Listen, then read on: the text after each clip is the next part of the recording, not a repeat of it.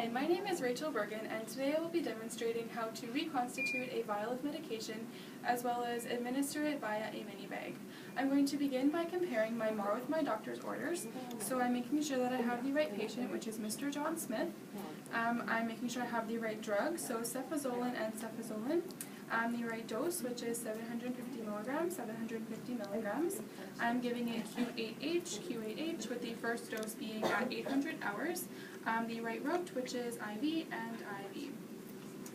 Next, I am going to remove my medication from my Pyxis machine. So I'm taking my 1 gram vial of Cefazolin and looking at the expiry date to make sure it's not expired. Again, I'm going to check this with my MAR. So I have Cefazolin, I have a 1 gram vial, and I'm giving 750 milligrams. So this one vial will be sufficient. Next, I'm going to take a look at my drug monograph. So I have Cefazolin and Cefazolin. This drug is an antibiotic. My patient was admitted with a pneumonia infection, so this is the right reason that I would be giving this drug. I am making sure that it can be administered by a student nurse, which it can.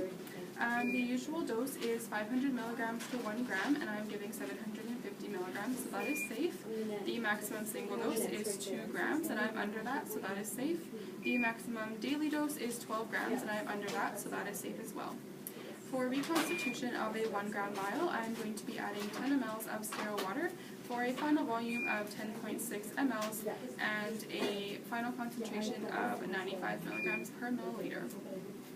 I'm going to grab my vial of sterile water to reconstitute and wash my hands.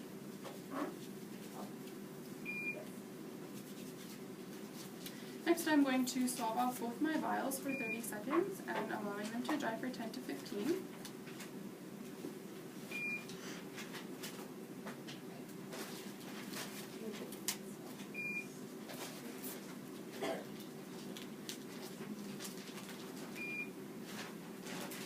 And while these vials are drying, I will get my syringe and my blood fill needle ready. So I'm using a 10 ml syringe because I'm going to be injecting 10 mLs of sterile water. Okay, and in order to draw out my 10 mLs of sterile water, I'm going to need to inject 10 mLs of air into my vial.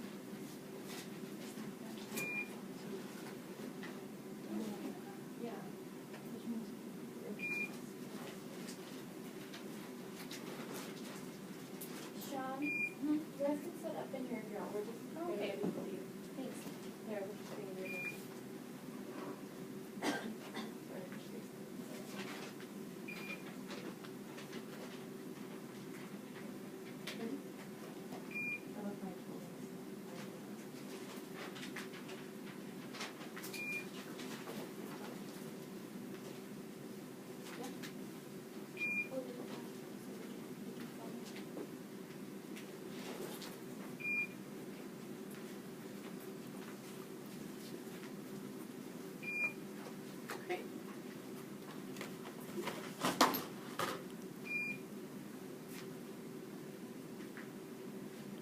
Okay, making sure there is no air bubbles in my syringe, and I'm going to inject it into my vial of Cefazolin.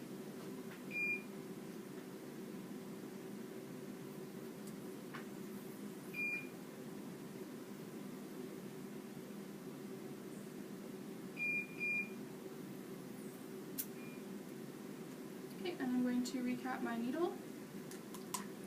I'm going to roll this medication in my hands. I am not going to shake it because I don't want to cause excess air bubbles.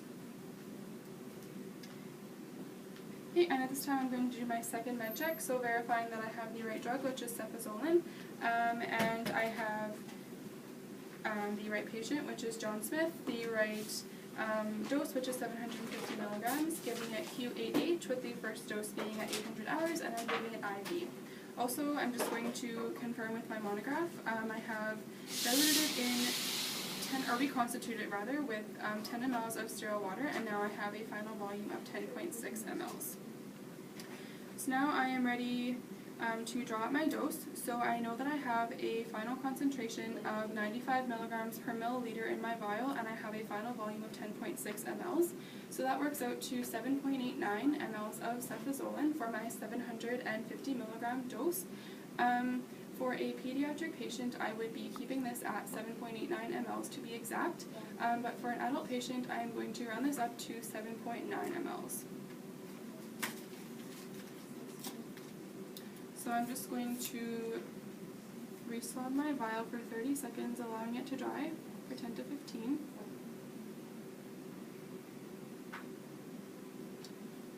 I'm going to draw up 7.9 mLs of air.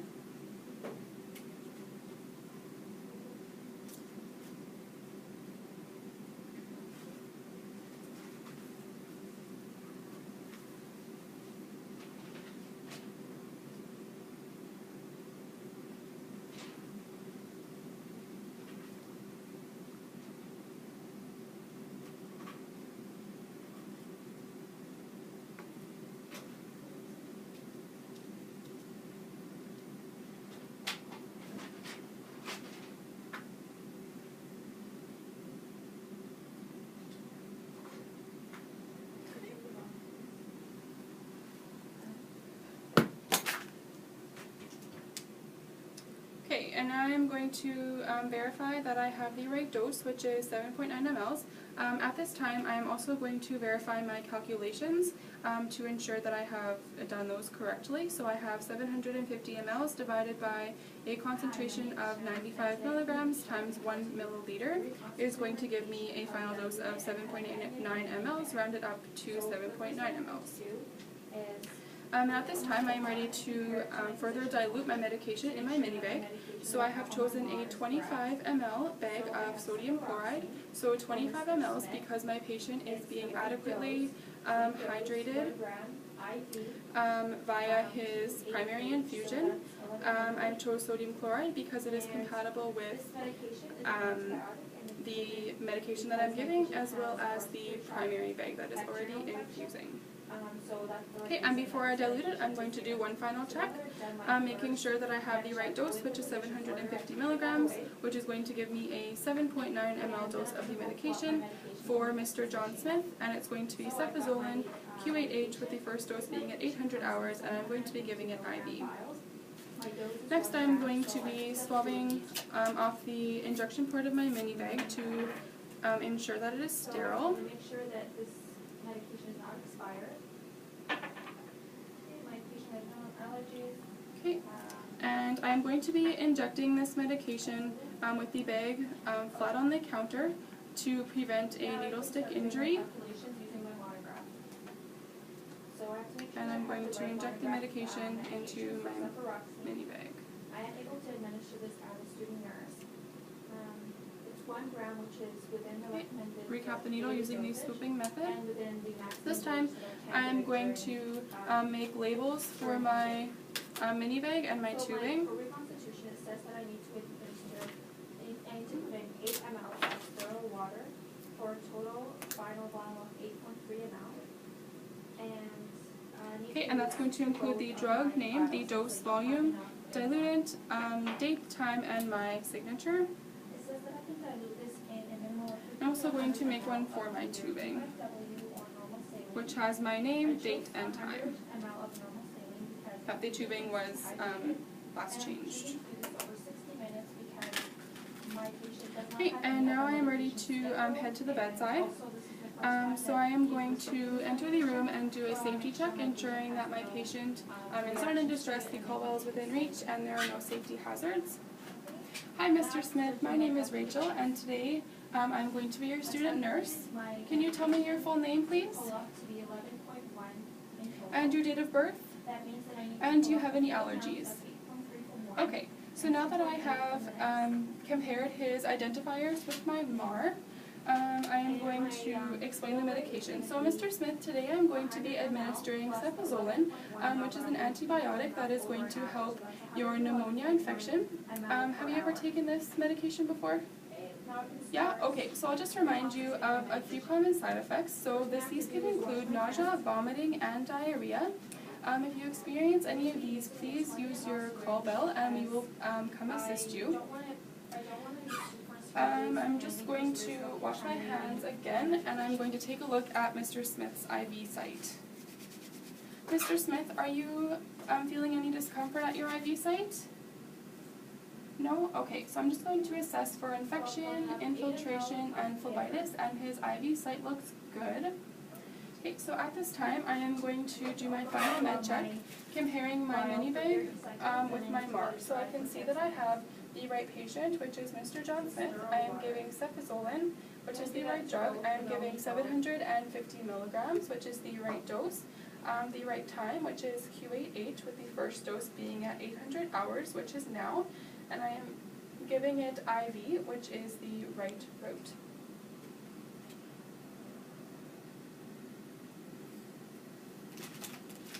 Okay, so at this time I am going to get my secondary tubing ready. I'm going to take it out of the package. First I'm going to begin by lowering my primary bag because I'm going to be hanging a secondary line. I'm going to start reconstituting my first med, but I also have to alcohol swab it for 30 seconds. I'm going to try for 10. Okay, I'm going to take my secondary tubing out of the package and inspect it. And I'm going to make sure it's clamped for right now. Okay, and it doesn't look like there's any holes or any defects in the tubing. But I'm going to gently roll the vial in my hands. Okay, so I'm going to begin by spiking my secondary tubing, maintaining sterility. I'm not going to touch this end, and I'm going to uncap my end of my tubing, not touching that end either, making sure that it's securely in place.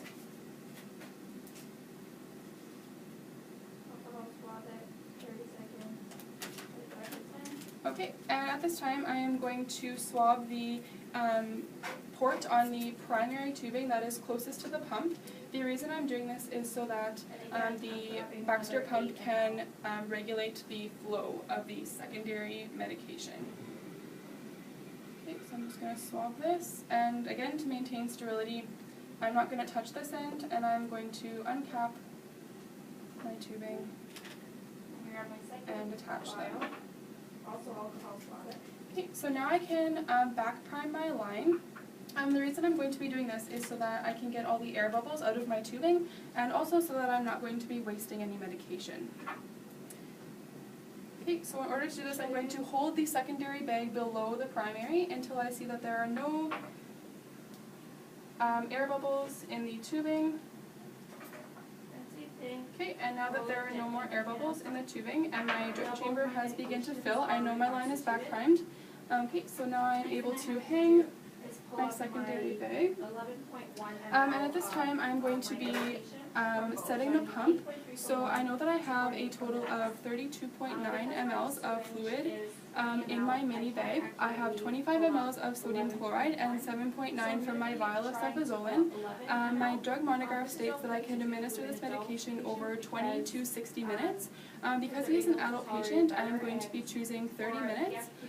So I am going to be taking my 32.9 mLs divided by 0.5 hours, which is going to give me 65.8 mLs per hour. So I'm going to program that in my secondary line at this time. And I'm going to inject 2.8 of air into the first vial. And I'm also going to enter my total volume of 32.9 mLs.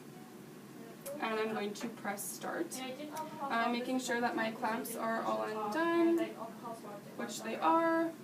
At this time, I am going to remain with my patient for several minutes to ensure that he does not have any adverse effects. I would give him the right to refuse the medication if he did not want it. I am going to sign the MAR with my name, date, time, and designation.